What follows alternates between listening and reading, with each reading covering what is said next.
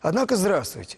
5-ю годовщину так называемой независимости Косово администрация этой насильно отторгнутой от Сербии территории отметила военным парадом. Как заявила президент Косово Атифет Ахьяга, у Косово есть четкая цель – вступление в Евросоюз и НАТО.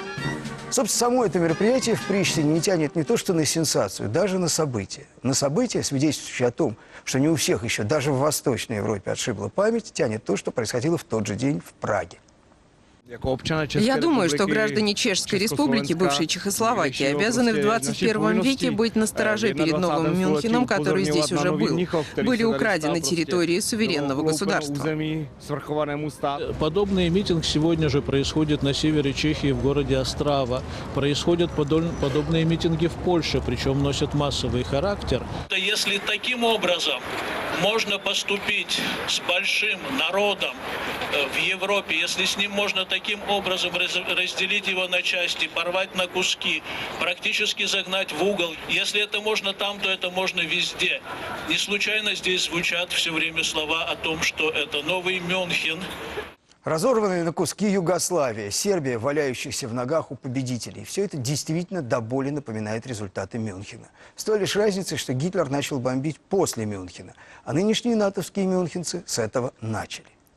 Том Хэнкс, лауреат 2 «Оскаров», в интервью, которое цитирует «Белградская правда», сравнил с Израилем, нынешнюю Сербию. Там когда-то жили сербы, строили монастыри, у них были свои короли, а потом пришли албанцы и изгнали сербов. В конце 20 века на сербов падали бомбы НАТО, но они по-прежнему не хотят признавать Косово как независимое государство и говорят: Косово – это Сербия.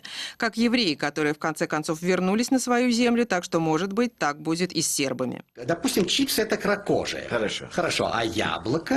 Большое яблоко. Большое яблоко. Большое яблоко – это борцы за независимость, понимаете?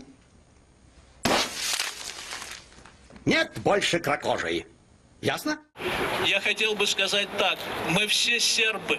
Мы должны это понять, что мы все сербы, и если мы не сможем поддержать сербов в этой ситуации, то мы следующие в этой очереди.